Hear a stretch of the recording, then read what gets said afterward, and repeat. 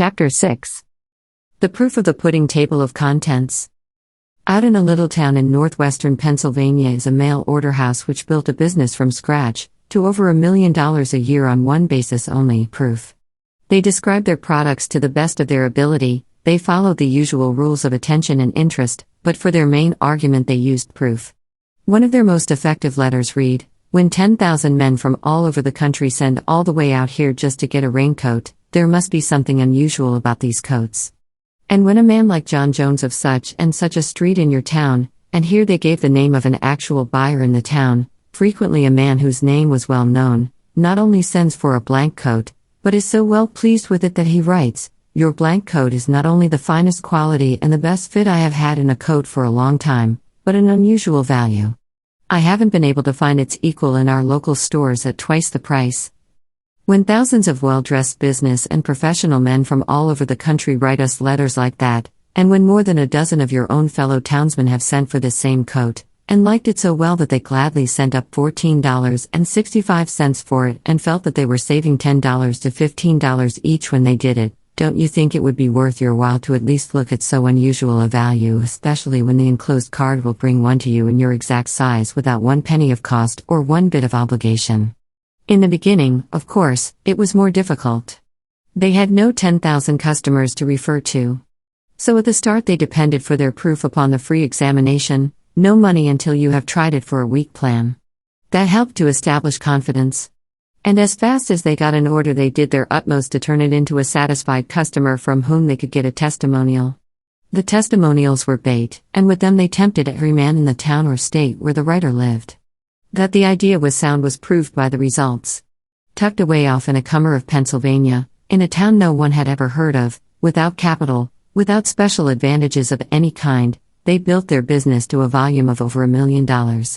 Why? Because statements which, coming from themselves, would have been laughed at, were accepted at face value when they came from the mouths of their customers. Perhaps even this alone might not have been convincing had they not backed up these statements with a free examination, no money until you have tried it for a week idea, which showed that they not only believed the statements to be true, but had every confidence in the ability of the goods to back them up. Every sales letter must have argument or proof of some kind, but all the argument in the world is not equal to proof such as this. You know Jim Jones, who lives over on Vesey Street, a few blocks from you. Here is what he says, but we don't ask you to take his word for it. We don't ask you to believe even such men as this senator, and that congressman, and a nationally known banker or lawyer or whatnot. Try it for yourself and see. The enclosed card brings it to you without cost and without obligation, for a week's free tryout. What is it that sells patent medicines by the millions every year? What is it that makes men swallow gallons of nasty, unpalatable nostrums, pounds of seaweed, and yeast cakes put up in all manner of forms? Proof. A man describes your symptoms with such exactitude that you think he must have taken a look down your epiglottis, then assures you that one dose or a dozen pills or cakes of yeast relieved him of every trace of his ailment. What is there for you to do but to try some of the same? If the remedy was so efficacious with him, you naturally reason it will not do any harm to try a little of it yourself. And so the sales go on.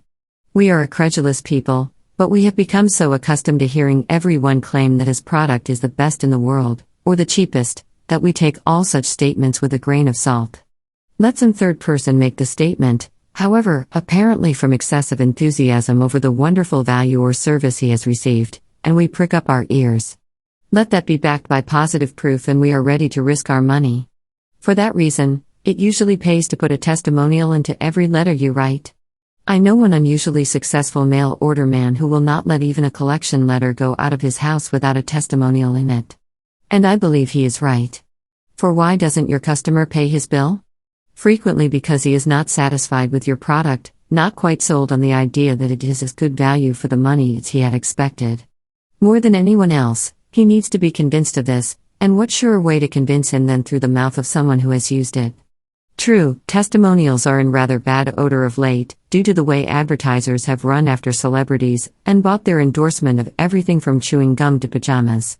But there never will be a time when a testimonial, which has the ring of truth about it, will not be a potent factor in dispelling doubt in the mind of a hesitant customer.